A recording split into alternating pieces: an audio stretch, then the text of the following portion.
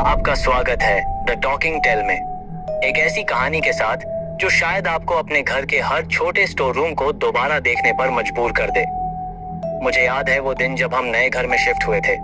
नया शहर, नए लोग और सबसे खास बात, वो एक कमरा जो हमेशा बंद रहता था। पापा ने कहा, बेटा वो स्टोर रूम है, कचरा रखा है, उसे मत खोलना। पर मुझे बचपन से ही जो न करने कहा जाए उसी को करने का मन करता था। एक दिन जब घर में कोई नहीं था, मैंने चुपके से उस कमरे की चाबी उठाई। दरवाजा पुराना था, जंग लगा हुआ था और जोर लगाने पर खुला। अंदर अंधेरा था, पर उस अंधेरे में कुछ अजीब था, जैसे कोई मुझे देख रहा हो। दीवार पर एक पुरानी तस्वीर टंगी थी, एक औरत और साथ में एक छोटी सी बच्ची, लेकिन वो बच्ची बिल्कुल मेरी तरह दिख रही थी। तभी पीछे से दरवाजा बंद हो गया और किसी ने धीरे से मेरा नाम पुकारा। मैं चिल्लाई, मम्मी, पापा, पर कोई आवाज नहीं आई। फिर किसी के हंसने की आवाज आई। छोटी सी बच्ची जो बहुत डरावने तरीके से हंस रही थी। मैंने पीछे देखा, कोई नहीं था। अगले कुछ दिनों तक घर में अजीब अजीब चीजें होने लगी।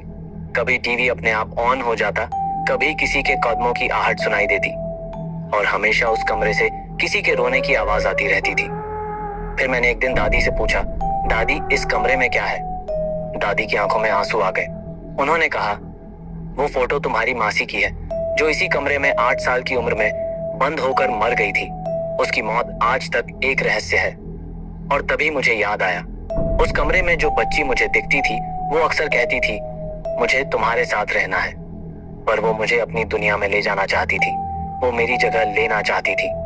और एक दिन जब मैं उठकर आईने के सामने गई, तो मुझे अपनी शक्ल में कुछ अलग सा लगा।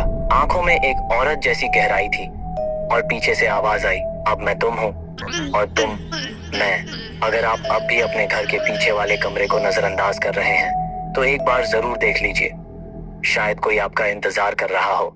अगर कहानी थोड़ी भी अच्छी लगी हो तो चैनल को सब्सक्राइब और बेल आइकन जरूर दबाइए, ताकि अगली डरावनी कहानी सबसे पहले आपको मिले।